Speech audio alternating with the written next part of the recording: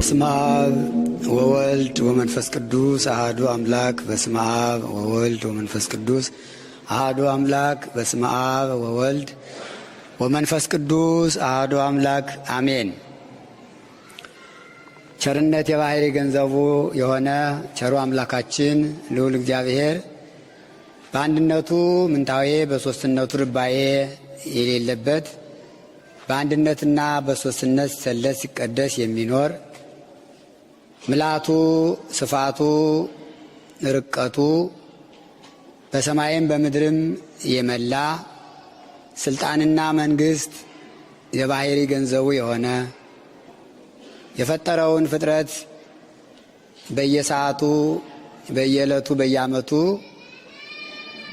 መዓልቱና ሌሊቱን በጋውንና ክረምቱን እያፈራረቀ የሚመግብ ዝናምን ለማብቀል ፀሐይን ለማብሰል ፈጥሮ በዝናም እያበቀለ በፀሐይ እያበሰለ ፍጥረቱን ሁሉ የሚመግብ የፍጥረታት ሁሉ ባለቤት እግዚአብሔር በአፈ መላእክት በደቂቀ አዳም ስሙ ለዘላለም የተመሰገነ ነውና አሁንም ለሱ ምስጋና ይድረሰው እያልኩኝ ብፁዕ አባታችን አቡነ ናትናኤል በቅድስት ሀገር ኢየሩሳሌም የኢትዮጵያ ገዳማት ሊቀ ጳጳስ የገዳሙ መጋቢ እንዲሁም በገዳሙ የምትኖሩ አበው መነኮሳት መነኮሳያት በዚች ሀገር እግዚአብሔር ፈቅዶ ወዶ እንድትኖሩ መኖሩን የሰጣችሁ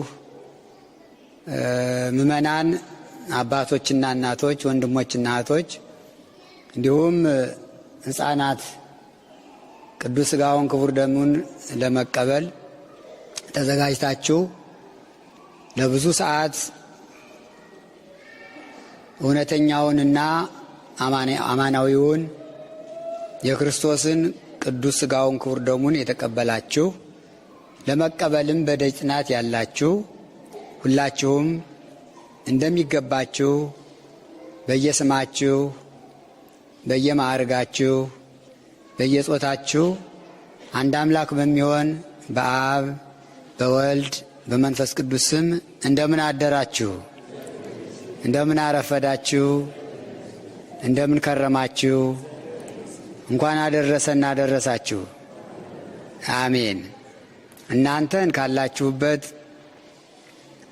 ቅድስት ሀገር ኢየሩሳሌም ጠብቆ አቆይቶ እኔንም ደግሞ ካለሁበት አነሳስቶ አምጥቶ እንድንገናኝና እንድንተዋወቅ የፈቀደልን ልዑል እግዚአብሔር አምላካችን አሁንም ስሙ የተመሰገነ ይሆንልን። አሜን። ትሴብሖ ኢየሩሳሌም ለእግዚአብሔር። ኢየሩሳሌም እግዚአብሔርን ታመሰግነዋለች። መዝሙረ ዳዊት መዝሙር 147 ቁጥር 1 ላይ ተጽፎ ይገኛል። ነቢዩ ዳዊት እንደሚታወቀው ለኢየሩሳሌም ስርወ መንግስት የመጀመሪያ ንጉሥ ነው። ሳኦል ከሱ በፊት ቢነግስም ግን ሳኦል ያለ እግዚአብሔር ፈቃድ የነገሰ ስለሆነ የመጀመሪያው ንጉሥ ተብሎ የሚነገርለት ዳዊት ነው። ዳዊት ለዚች ሀገር ለኢየሩሳሌም በብዙ ነገር እግዚአብሔር የመረጠው ልበ አምላክ የተባለ ስለዚች ሀገርና ስለ አምልኮተ እግዚአብሔር ቀናኢ የሆነ ስለ አምልኮተ እግዚአብሔር ብዙ ስራ የሰራ አባት ነውና ኢየሩሳሌም ለእግዚአብሔር የአምልኮት ሀገር፣ የመስዋዕት ሀገር፣ የምስጋና ሀገር፣ የጸሎት ሀገር፣ የጾም ሀገር እንደሆነች እየመላለሰ ኢየሩሳሌምንና እግዚአብሔርን በመዝሙሩ በጸሎቱ ያነሳል። ለዚህም ነው ትሴብሖ ኢየሩሳሌም ለእግዚአብሔር፣ ኢየሩሳሌም እግዚአብሔርን ታመሰግነዋለች አላት። ኢየሩሳሌም ሰማያዊትና ኢየሩሳሌም እቺ ምድራዊት ኢየሩሳሌም ሁለቱ በአቀማመጥ ይመሳሰላሉ። ኢየሩሳሌም ሰማያዊት ሰባቱ ሰማያት አቀማመጣቸው ሲታይ ከላይ ጽርሐ አርያም፣ ቀጥሎ መንበረ መንግስት፣ ሶስተኛው ሰማይ ውዱድ ሲሆን አራተኛ ኢየሩሳሌም ሰማያዊት ናት። ከታች ወደ ላይ ሲቆጠር ደግሞ ኢዮርና ራማ ኤረር ሶስት ዓለመ መላእክት፣ ከላይ ሶስቱ ሰማያት፣ ከታች ሶስቱ ሰማያት ዓለመ መላእክት። ኢየሩሳሌም ሰማያዊት መካከል አራተኛ ለዓለም ናት እና ማእከለ ሰማይ ትባላለች። እንደዚሁ እቺ ምድራዊት ኢየሩሳሌም ደግሞ ማእከለ ምድር ናት፣ ማእከላዊት ናት። እግዚአብሔር ይችን ሀገር ሲፈጥራት በምስራቅም በምዕራብም በሰሜንም በደቡብም ለፈጠረው ዓለም ምድር ለምድራዊው ዓለም መካከለኛ አድርጎ ፈጥሯታል። መካከል ላይ ነው ያለች፣ የተቀመጠች መካከል ላይ ነው። ኢየሩሳሌም ሰማያዊትና ኢየሩሳሌም ምድራዊት በአቀማመጥ ይመሳሰላሉ። ስለዚህ ነው ኢየሩሳሌም እግዚአብሔርን ታመሰግነዋለች ያለ። በኢየሩሳሌም እግዚአብሔር መመስገንን መመለክን ወዷል፣ አሁንም ይወዳል። ኢየሩሳሌም የሰላም ሀገር፣ ሀገረ ሰላም፣ እግዚአብሔር ሰላሙን የሚገልጽባት ሀገረ ሰላም ብሎ የሰየማት የመጀመሪያውን ንጉሥ፣ የመጀመሪያውን ካህን፣ የመጀመሪያውን ባሕታዊ ገዳማዊ ቅዱስ መልከ ጼዴቅን ያስቀመጠባት የሰላም ሀገር ኢየሩሳሌም ናት። ኢየሩሳሌም እሷ የሰላም ሀገር እንደመሆኗ መጠን በእሷ በኢየሩሳሌም ላይ ለመጀመሪያ የተሾመው ንጉሥ መልከ ጼዴቅ ንጉሠ ሰላም ይባላል። ሀገሪቱ የሰላም ሀገር፣ ንጉሷ ደግሞ የሰላም ንጉሥ፣ ካህኑም እሱ ነው። መልከ ጼዴቅ ብሂል ንጉሠ ሰላም ብሂል። መልከ ጼዴቅ ማለት የሰላም ንጉሥ ማለት ነው። መልከ ጼዴቅ ብሂል ካህነ ሰላም፣ መልከ ጼዴቅ ማለት የሰላም ካህን ማለት ነው ይላል። ኦሪት ዘፍጥረት ምዕራፍ 14 ላይ እንደተጻፈው ቅዱስ ጳውሎስ ሲገልጥ ለዕብራውያን በጻፈው መልእክቱ ምዕራፍ 7 ላይ ስለ መልከ ጼዴቅ በሰፊው ይናገራል። ንጉሥ እንደነበረ፣ የመጀመሪያው ካህን እንደነበረ ይናገራል፣ ይገልጻል። ይህ መልከ ጼዴቅ በእውነቱ ወደ ኢየሩሳሌም ሲመጣ ከደብረ ቅዱስ በእግዚአብሔር ትእዛዝ በእግዚአብሔር መልአክ መሪነት ነው የመጣ። ወደ ኢየሩሳሌም ሲመጣ ከአዳም ጀምሮ እስከ ኖህ የነበሩት አበው በደብረ ቅዱስ ይኖሩ ነበር። አጽማቸውም በዚያው ነበር የሚኖር የሚጠበቅ። በኖህ ጊዜ ግን እግዚአብሔር ለኖህ አንድ ምስጢር ገለጠለትና ምስጢሩ እቺ ኢየሩሳሌም እንድትታወቅ፣ እቺ ኢየሩሳሌም መስዋዕት እንዲሰዋባት፣ እቺ ቅድስት ሀገር ኢየሩሳሌም እግዚአብሔር እንደሚመለክባት፣ እቺ ቅድስት ሀገር ኢየሩሳሌም የመንግስትም የክህነትም የቤቱና ሀገር እንደምትሆን እግዚአብሔር ለኖህ ነገረው። ለታላቁ አባት ለኖህ ኖህ በሚሞትበት ጊዜ ልጁ ሴምን ጠራው ይላል። ጠርቶ ምን አለው? ከወንድምህ ከካም ወገን ደግ ልጅ ይወለዳል እኔ ከሞትኩ በኋላ ስሙን መልከጼዴቅ በሉት አለው። ስሙን ያወጣለት ታላቁ አባት ኖህ ነው ለመልከጼዴቅ። ትርጉሙ ምንድነው ብሎ ጠየቀው። የሰላም ንጉሥ የሰላም ካህን ማለት ነው። የሚኖርም ደግሞ ኢየሩሳሌም ከምትባለው የሰላም ሀገር የምትባለው ይኖራል። እሱ የሰላም ንጉሥ ነው፣ የሰላም ካህን ነው። የሚኖርባት ሀገርም ኢየሩሳሌም ትባላለች፣ ሀገረ ሰላም ትባላለች። የእኛን የአባቶቻችን አጽም ከአጽመ አዳም ጀምሮ ያለውን አጽም በኢየሩሳሌም በማእከለ ምድር ይጠብቃል። ባላደራ አባት ነው። የወንጌልን ሥርዓት ይሰራል። መስዋዕተ ወንጌልን ይሰዋል፣ ይጸልያል። መንግሥት ንጉሥ ሆኖ ይፈርዳል። ካህን ሆኖ የክህነት ሥራ ይሰራል። ስለዚህ ከወንድምህ የሚወለደውን መልከጼዴቅ የሚባለውን ትልቅ ሰው ከእግዚአብሔር የተገኘውን ወርቅና ብር፣ ዕጣን፣ ወርቅ፣ ዕጣን፣ ከርቤ በቤተ መዛግብት በደብረ ቅዱስ የነበረውን አሸክመህ አጽመ አበውን ይዘህ ወደ ኢየሩሳሌም ገስግስ አለው። እሺ አለ። ኖህ አረፈ። መልከጼዴቅ ተወለደ። ስሙን መልከጼዴቅ አለው። የእግዚአብሔር መልአክ መጣ። መልአከ ገጽ ይለዋል። በፊት የሚሄድ ማለት ነው። መጥቶ ከፊታቸው ቆመ። ተነሱ እንሂድ አለው።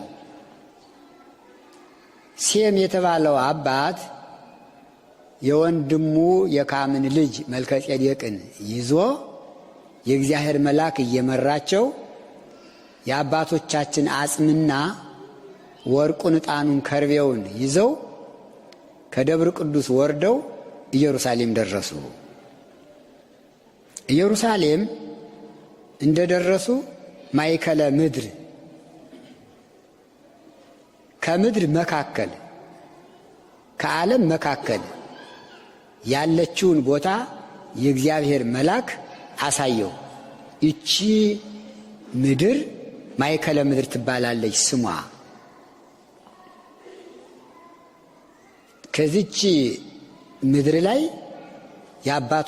የአባቶቻችሁን አጽም ታስቀምጣላችሁ፣ ትቀብራላችሁ። እዚች ምድር ላይ ኋላ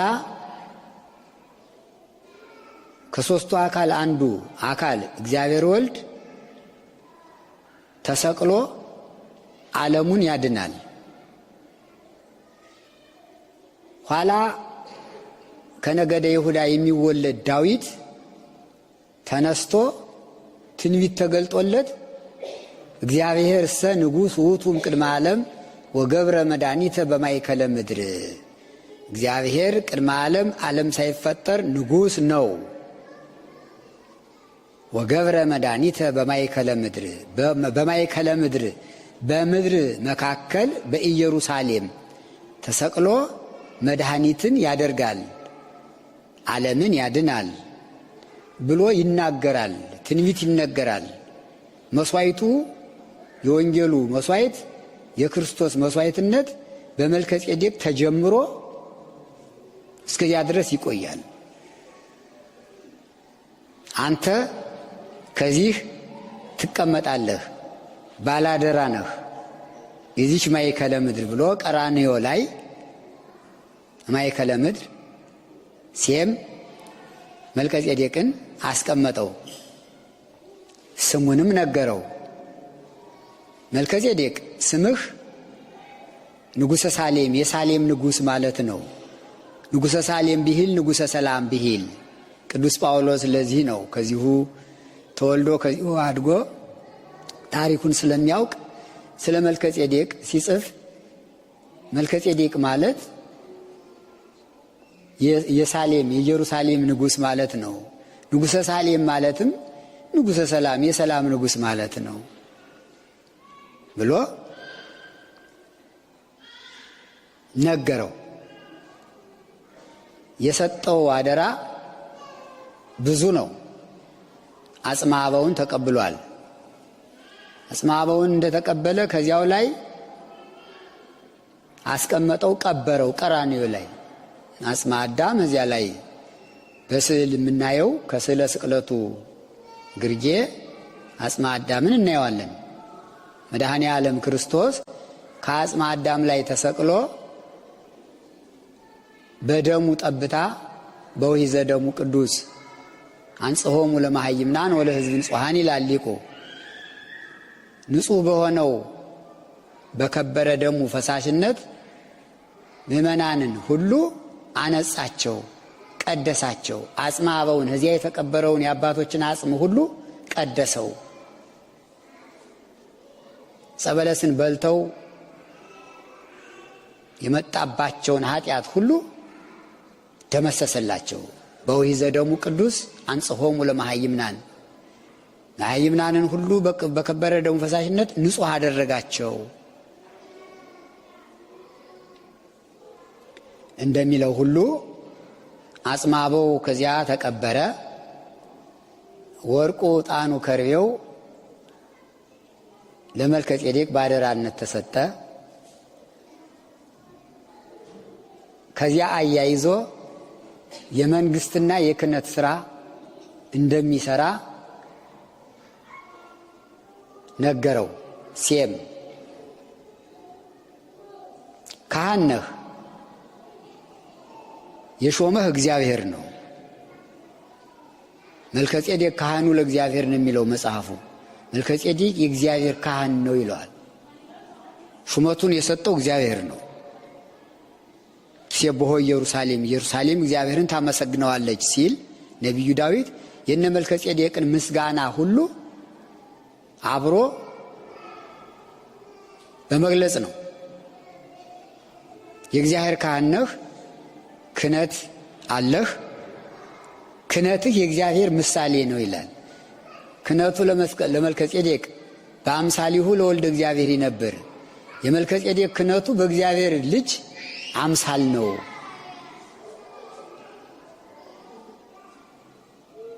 ክህነቱ ለየት ያለ ነው። ክርስቶስ ሊቀ ካህናት ነው።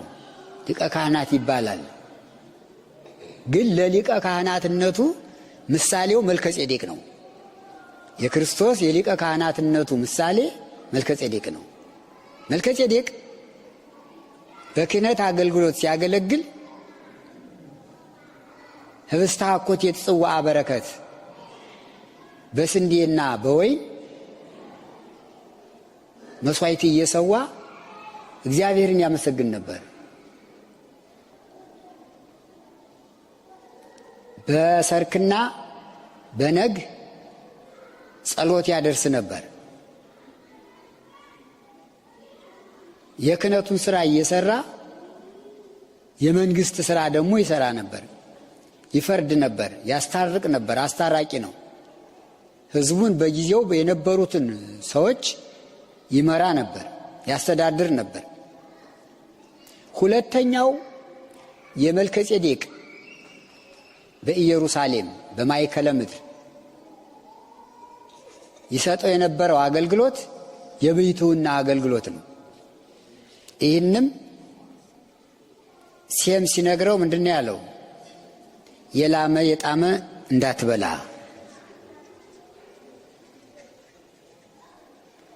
ጸጉርህን እንዳትላጭ፣ ጥፍርህን እንዳትቆርጥ፣ ልብስህ ዳባ ይሁን፣ ከሴት አትድረስ፣ ከሴት ርቀህ ንጽ ጠብቀህ ኑር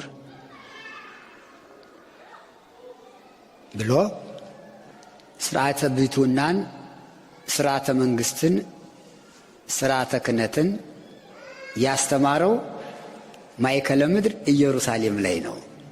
ኢየሩሳሌም የሁሉ የክህነት የመንግስት የቤቱና የቅድስና ሀገር ናት። የተሰጠውን አደራ ጠብቆ መልከጼዴቅ ኖረ። የወንጌልን ስርዓት እየሰራ ማለት ነው። የወንጌልን ስርዓት ዛሬኛ የምናገለግለውን የክህነት አገልግሎት ዛሬኛ የምናቀርበውን መስዋዕት ዛሬኛ የምንጸልየውን ጸሎት እያቀረበ ኖረ። ኢየሩሳሌም ገና አብርሃም ወደዚች ሀገር ሳይመጣ ይስሐቅ ያዕቆብ ሳይወለዱ ይስሐቅ 12ቱን ነገደ እስራኤል ወልዶ 12ቱ ነገደ እስራኤል ወደ ግብፅ ወርደው ሙሴ በዚያ ተወልዶ ሕገ ኦሪትን አምጥቶ መስዋዕተ ኦሪትን እስኪሰዋ ሙሴ በደብረ ናባው ሲቀር ኢያሱ መስፍነ እስራኤል ኢያሱ እስራኤልን ወደ ኢየሩሳሌም አምጥቶ መስዋዕተ ኦሪት እስከሚጀመር ድረስ የነበረው መስዋዕት በመልከጼዴቅ የተጀመረው ህብስተ አኮቴት ጽዋ በረከት ነው። ኋላ ግን በሙሴ ጊዜ ሕገ ኦሪት ተሰራች። በሕገ ኦሪቱ የላም የበግ መስዋዕት እንዲሰዋ እግዚአብሔር አዘዘው። ሙሴን አዘዘው። ኢያሱ ከሙሴ ተቀብሎ መስዋዕተ ኦሪቱ ሲሰዋ ኖረ። እስከ ምሴተ ሐሙስ እስከ ጸሎተ ሐሙስ እስከ ዕለተ ዓርብ መድኃኔ ዓለም ክርስቶስ መልከጼዴቅ ምሳሌው የሆነለት አማናዊው ሊቀ ካህናት አማናዊ ንጉሠ ነገሥት መድኃኔ ዓለም ከሰማያ ሰማያት ወርዶ ከቅድስት ማርያም ሲወለድ እቺ ሀገር ኢየሩሳሌም ቅድስት ሀገር ስትጠብቀው ኖረች። ቀድሞ በረድኤት ሲረዳት አምልኮቱ ሲመለክበት ኖረች፣ መለክባት ኖረች። ኋላ ግን ራሱ መጣ፣ በከዊን መጣ፣ በአካል መጥቶ ወደዚህ ዓለም ሰው ሆነ። ሲያቦ ኢየሩሳሌም ለእግዚአብሔር ያን ጊዜ ነው እንግዲህ ኢየሩሳሌም እግዚአብሔርን ታመሰግነዋለች። ሲመጣ እያመሰገነች ተቀበለችው ይላል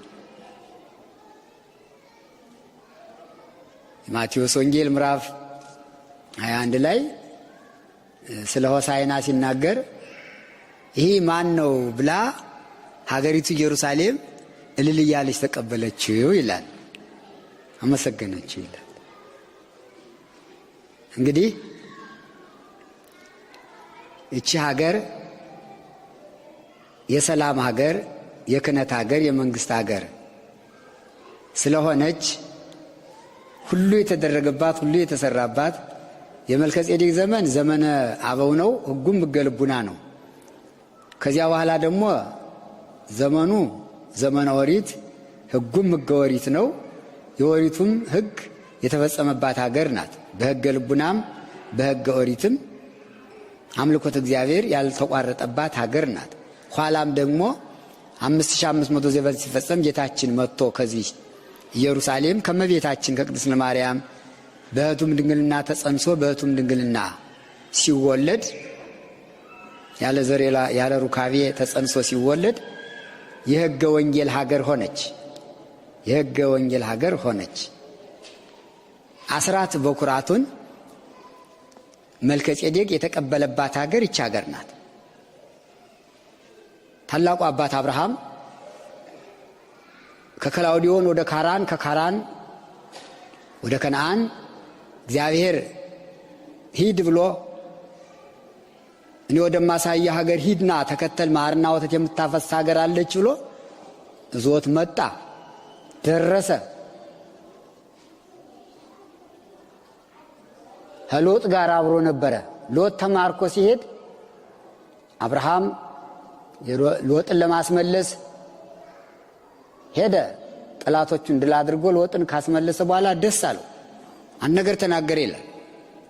ትልቅ ነገር ተናገረ። አንዳንድ ጊዜ አባቶች መንፈስ ቅዱስ ሲያድርባቸው ይመሰጣሉ። ተመስጦ የሚባል አነጋገር አለ። አብርሃም ተመሰጠና በመዋዕሌኑ ትፌኑ ቃለከ ወሚመታሬኒሁ ካሳቶ ካለተ እግዚአብሔር አምላክ ሆይ ከዚያች ቀን ታደርሰኛለህ? ከዕለተ ዓርብ ከምትሰቀልበት ቀን እደርሳለሁ ታሳየኛለህ ወይስ ምሳሌዋን ነው የምታሳየኝ ብሎ ሲጠይቀው መልከጼዴቅን ጠቀሰ። እግዚአብሔር ምን አለ? ሁር እድወ ለዮርዳኖስ ወበህየ ትረክቦ ለመልከጼዴቅ ወውቱ ያሬየከ አምሳሌሃ አለው። ዮርዳኖስን ተሻግረህ ሂድ፣ ማእከለ ምድር ኢየሩሳሌም ስትደርስ መልከጼዴቅን ታገኘዋለህ። ወውቱ ያሬየከ አምሳሌሃ የዚያችን የወንጌልን ምሳሌ የመስዋዕቱን ምሳሌ የኔን የሊቀ ካህናትነት ምሳሌ መልከጼዴቅ ያሳያል አለው ለአብርሃም። ታላቁ አባት አብርሃም እሺ ብሎ ዮርዳኖስን ተሻግሮ ወደዚህ መጣ። ሲመጣ ቀራንዮ ሲደርስ ማንን አገኘ? መልከጼዴቅን አገኘ። መልከጼዴቅ ስታውቁት የጽዋ በረከት ይዞ ተቀበለው፣ አቀበለው፣ ህብስቱን ሰጠው፣ ጽዋውንም ሰጠው። ያ ምሳሌ ነው። ዛሬኛ የምንቀበለው ቅዱስ ሥጋው ክቡር ደሙ አባታችን አብርሃም በምሳሌነት ተቀብሎታል። በምሳሌነት ነው። የዛሬው አማናዊ ነው። በዚህ ጊዜ ነበር አብርሃም ለመልከጼዴቅ አስራት ሰጠው ይላል። ሁሉ የተጀመረባት እቺ ሀገር ናት። አስራት በኩራት ከያለው ከገንዘቡ ቆጥሮ ከ11 ለመልከጼዴቅ አባቴ አንተ ካህን ነህ፣ ለአንተ ለካህኑ ከ11 አስራት ይገባሃል ብሎ ጀመረ ይላል። ሰጠው። ባረኮ መልከጼዴቅ ለአብርሃም፣ መልከጼዴቅ አብርሃምን ባረከው። በዚህ ይታወቅ ከመዘያብዮ ይባርኮ ለዘይንእሶ ታላቁ ታናሹን እንዲባርከው በዚህ ይታወቃል። ሊቀ ጳጳሱ ካህናቱን ዲያቆናቱን በክህነት እንደሚያከብራቸው በዚህ ይታወቃል። መነኮሳቱ ቀሳውስቱ ሕዝቡን እንደሚባርኳቸው በዚህ ይታወቃል። ካህኑ ምእመኑን እንደሚባርከው በዚህ ይታወቃል ይላል ኦሪት ዘፍጥረት ምዕራፍ 14 ላይ። አስራት በኩራቱ መዝኔ የተጀመረ ምእመናን አስራት በኩራታችሁን እያመጣችሁ ሲሰጡ እናንተ አስራት በኩራት ከተጀመረበት ቦታ ላይ ስለሆነ እድለኞች ናቸው።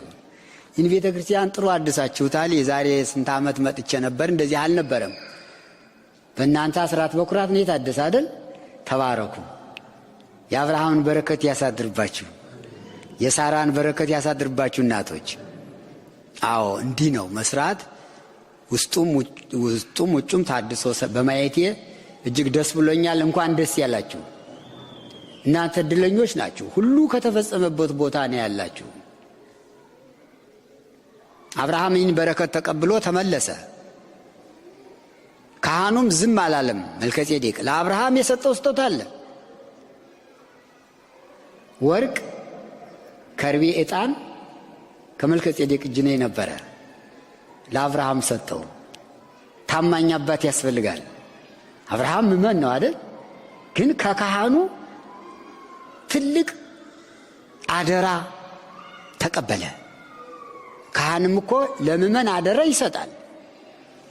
ታማኝ ምእመን ሲገኝ፣ የታመኑ እናቶች እንደ ሳራ ያሉ እናቶች ሲገኙ፣ እንደ አብርሃም ያሉ አባቶች ሲገኙ፣ ካህናትም ዕቃ አደራ ያስቀምጣሉ። ሰጠው፣ ተቀበለ። አብርሃም ለይስሐቅ፣ ይስሐቅ ለያዕቆብ፣ ያዕቆብ ለይሁዳ እንዲህ እያለ ያ ወርቅ ብር እስከ ዳዊት እስከ ሰሎሞን እስከ ሮብዓም ደርሶ በሮብዓም መንግሥት ሲከፈል ወደ ሰማርያ ሄደ። እዚያ ተማርኮ ደግሞ ወደ ፋርስ ባቢሎን ሄደ። ጌታችን ሲወለድ ሰብአ ሰገል ያን ወርቅ ዕጣንና ከርቤ አምጥተው ለታላቁ ንጉሥ አምፁ ወርቀ ህየንተ መንግሥቱ፣ ስለ ንጉሥነቱ ስለ መንግሥቱ ወርቁን ገበሩለት። አምፁ ዕጣነ በይንተ ክህነቱ ይላል ቅዱስ ያሬድ። መድኃኔ ዓለም ሊቀ ካህናት ስለሆነ ዕጣን ገበሩለት ሰብአ ሰገል። ወከርቤ ዘይትወሀብ ለሞቱ ማህየዊ በእንቲአነ፣ ማህየዊ መድኃኔ ዓለም ክርስቶስ ስለኛ የተቀበለው የሞቱ ምሳሌ መራራውን ከርቤውንም ሰጡት ይላልና በመልከጼዴቅ እጅ የቆየው ወርቅና ዕጣን ከርቤ ከአብርሃም ተላልፎ ሰብአ ሰገል ሲወለድ በቤተልሔም አምጥተው ገበሩለት። ትሴብሖ ኢየሩሳሌም ለእግዚአብሔር፣ ኢየሩሳሌም እግዚአብሔርን ታመሰግነዋለች የተባለ ለዚህ ነው። ሁሉም ከእሷ ነው የተገኘ። በሁሉም ታመሰግነዋለች፣ በሁሉም ትገዛለች። የመጨረሻው የዓለም ቤዛ የዓለም መድኃኒት መድኃኔ ዓለም ክርስቶስ በዚች ሀገር በቤተልሔም ተወለደ፣ በናዝሬት አደገ፣ በዮርዳኖስ ተጠመቀ። ተጠምቆ ዕለቱን አልዋለም አላደረም፣ ገዳመ ቆሮንቶስ ሄደ። ኢየሩሳሌም ታመሰግነዋለች ስንል በኢየሩሳሌም ያደረገውን ሁሉ ማሰብ ነው። ዛሬ ጾመ ቅድስት ዋዜማ ነው። ገዳመ ቆሮንቶስ የሄደበት ተጠምቆ አልዋለም አላደረም፣ ዕለቱን ወደ ገዳመ ቆሮንቶስ ሄደ። 40ውን ቀን 40 ሌሊት 40 መዓልት ከዘረጋ ሳያጥፍ ከቆመ ሳያርፍ ጾመ። ሰይጣን በሶስት ነገር ተፈታተነው፣ በስስት በትዕቢት በፍቅረ ነዋይ። በስስት ቢፈትነው በትዕግስት ድል ነሳው፣ በትዕቢት ቢፈትነው በትሕትና ድል ነሳው፣ በፍቅረ ነዋይ ቢፈትነው በጸልያ ነዋይ ገንዘብ በመጥላት ድል ነሳው። ሰይጣንን ድል ነስቶ በ40ው ቀን ሲፈጸም ወደ ኢየሩሳሌም ተመለሰ። ሐዋርያትን ጠራ።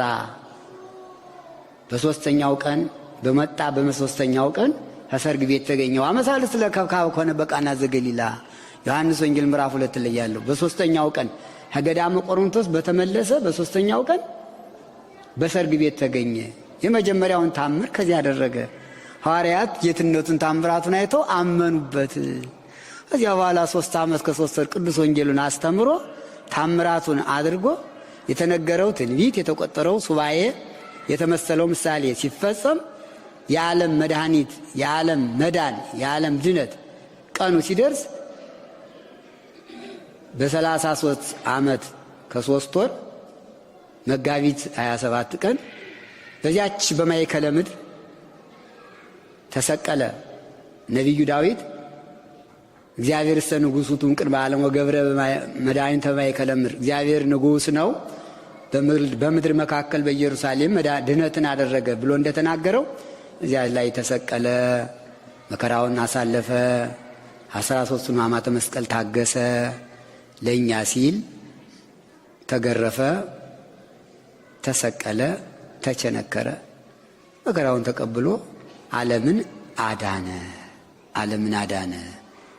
ስለዚህ ይህች ሀገር ከሀ እስከ ፈ ድረስ ሁሉ የተፈጸመባት ሀገር ናትና፣ ስለዚህ ትሴብሖ ኢየሩሳሌም ለእግዚአብሔር፣ ኢየሩሳሌም እግዚአብሔርን ታመሰግነዋለች ሲባል ከሕገ ልቡና ከዘመነ አበው ጀምሮ እስከ ዓለም ፍጻሜ ድረስ ሁሉ ያለባት የማይቋረጥባት ሀገር ስለሆነች ነውና እንግዲህ በዚች ሀገር የምትኖሩ ብፁዕ አባታችን አቡነ ናትናኤልና በየገዳማቱ ያላችሁት አበው መነኮሳት እንዲሁ በዚች ሀገር የምትኖሩ ምእመናን ሁሉ ይህንን እድል አግኝታችኋል። እድለኞች ናችሁ። እንኳን ደስ ያላችሁ፣ እንኳን ደስ ያላችሁ፣ እንኳን ደስ ያላችሁ። ደግሞ ዛሬ መታችሁ ማስቀደሳችሁ ጥሩ ነው። ስጋው ደግሞ መቀበላችሁ ጥሩ ነው። እኔም በጣም አመሰግናችኋለሁ። እግዚአብሔር ከሁላችን ጋር ይሁን። መዋዕለ ጾሙን በሰላም ያስፈጽመን። ኢየሩሳሌም እግዚአብሔርን ታመሰግነዋለች። የኔ ጀመርኩኝ። ስላዳመጣችሁኝ አመሰግናለሁ። ሌላ ጊዜ እንማማራለን። ዛሬ በዚህ ይበቃኛል።